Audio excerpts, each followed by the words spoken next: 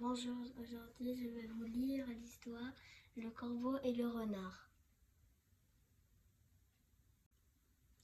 Le corbeau et le renard. Mon beau monsieur, apprenez que tout flatteur vit au dépend de ceux qui l'écoutent. Cette leçon vaut bien un fromage sans doute. C'est la fin de l'automne dans la forêt, les temps sont durs.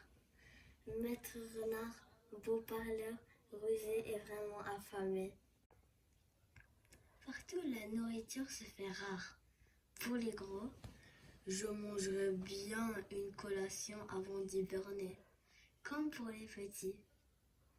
Pendant que certains font des expériences culinaires douteuses, ma soupe aux cailloux est un vrai délice.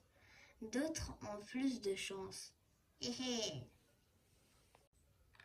Ainsi commence notre histoire.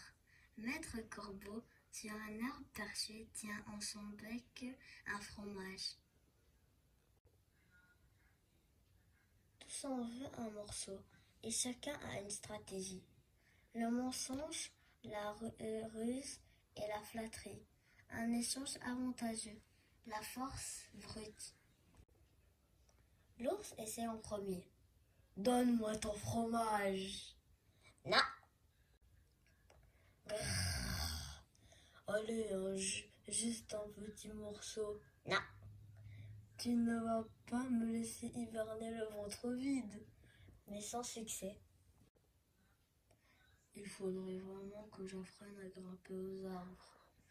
Le renard, il te reste de la soupe aux cailloux. Puis, c'est au tour du castor. Bonjour. Non. Je te l'échange ton fromage contre une superbe sculpture en bois. Mais le castor n'est pas plus chanceux que l'ours. C'est bon, mais un peu sec. Crunch, crunch. Enfin, c'est au tour du renard, qui, par l'odeur alléchée, lui tient à peu près ce langage. Et bonjour, monsieur du corbeau. Que vous êtes joli. Que vous me semblez beau. Je me présente, Maître Renard, agent d'artiste. Voici ma carte. Je représente les plus grandes vedettes de la forêt. La tortue, celle de la fameuse course, la grenouille, enfin ce qui en reste, ainsi que 2 des 3 petits cochons. Une petite photo pour les magazines et pour les journaux. À propos, saviez-vous que le noir vous va très bien? Magnifique, je vais vous faire de vous la plus grande vedette du monde. La gloire vous attend et vous la méritez bien. Mais avant d'aller plus loin, une petite question. Chantez-vous aussi bien que vous êtes beau? Et pour montrer sa belle voix, le corbeau ouvre un large bec et laisse tomber sa proie. Mon bon monsieur, apprenez que tout flatteur vit aux dépens de celui qui l'écoute. Quoi? Cette leçon vaut bien un fromage sans doute.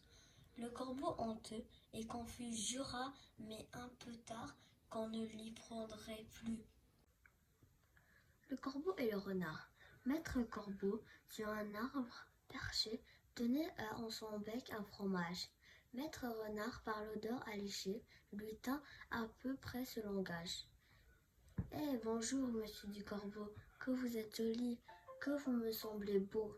Sans mentir, si votre ramage se rapporte à votre plumage, vous êtes le phénix des hôtes de ces bois. À ces mots, le corbeau ne se sent pas de joie.